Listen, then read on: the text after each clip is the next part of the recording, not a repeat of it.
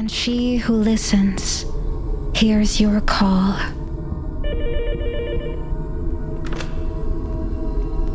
And seeks new friends to take away.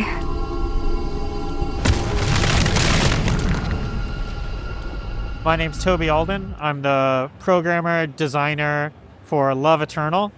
Hi, I'm Rob Cox. I'm the production lead at Ysbryd Games, and we are the proud publishers of both Love Eternal and Everdeep Aurora. Mechanically, the game is based on an earlier game I made called Love that came out about 9 years ago.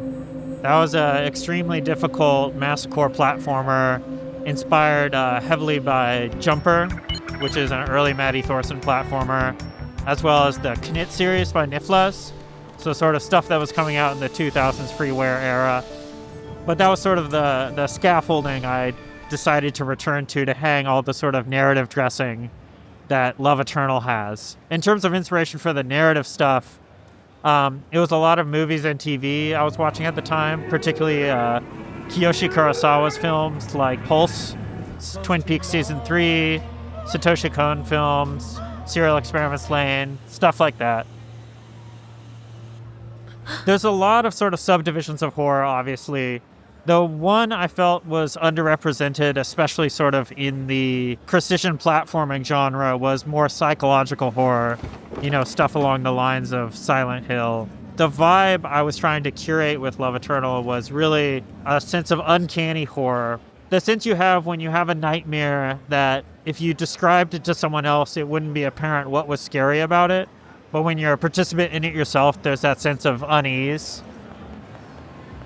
What struck me when I first played the game was the sense of isolation, partly through the visual design, the fact that Maya is physically quite minuscule on the screen, only a few pixels tall, and the cavernous environments which are, visible as the backdrop to these platforming rooms.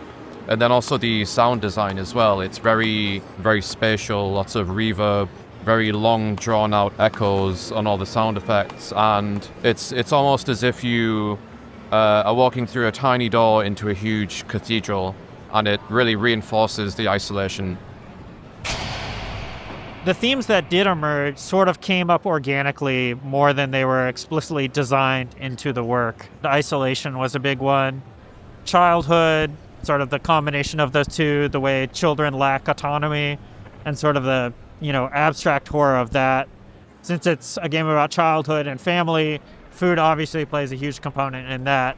As you saw in the demo, the game starts around a family dinners, and that theme sort of continues to be explored throughout the game.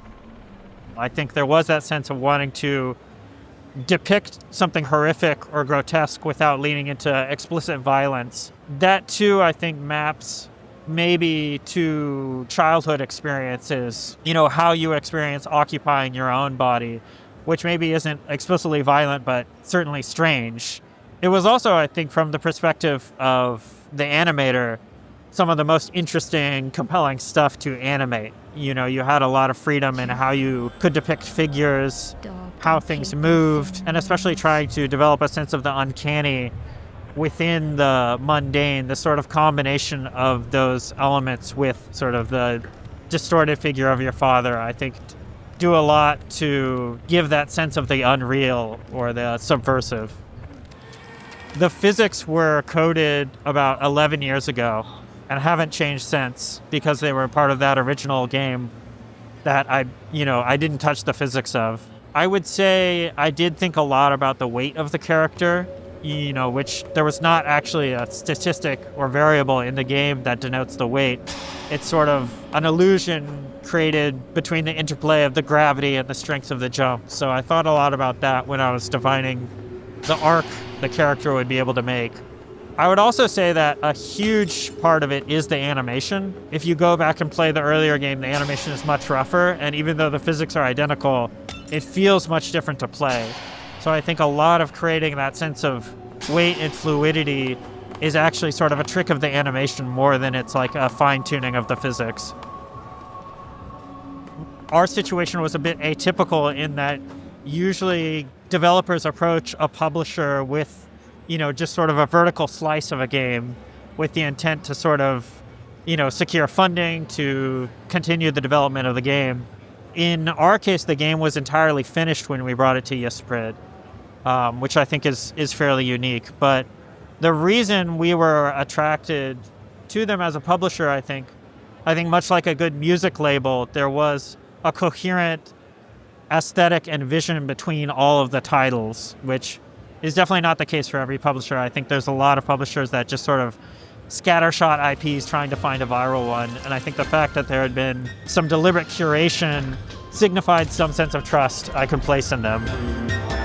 We at Ysbryd do curate our catalogue very closely, which is partly because we are a very small team. We only have the capacity to launch 1 or 2 titles per year, because it's a heck of a lot of work. So we take it low and slow, like a good brisket. That lets us curate very specifically the games that we like. So we look for something that has usually some kind of esoteric visual aspect or interface to it, something that's like almost a bit experimental, something that can say something about the human condition is a nice touch, something which is very stylish and thoughtful in its art direction. We just kind of know it when we see it, so it's always very exciting when we do find it.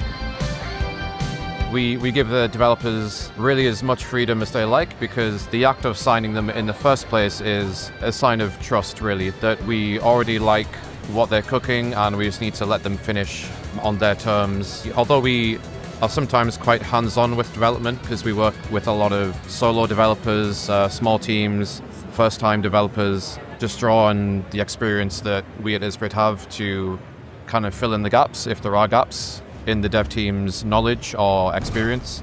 We're very happy with our little curated gallery of interesting, thought-provoking games. So yeah, it feels great to be able to support developers like brlka, like Toby and Sam. It's very gratifying work to bring these games to the world. Because there are so many aspects to publishing a game which take weeks or months, we do have to turn down almost every pitch we get, and that's just the nature of being a developer looking for a publisher.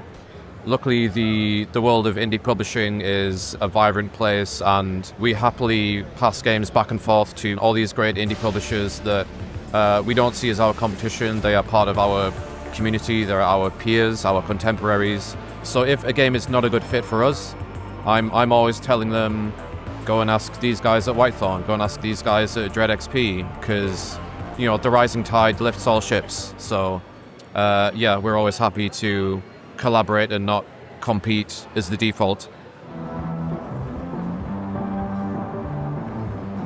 With regards to Love Eternal, I'm very confident that no one will be able to predict the directions the game ends up going, the way it ends, and that's what I'm most proud of with the game, and I'm really excited for players to see that.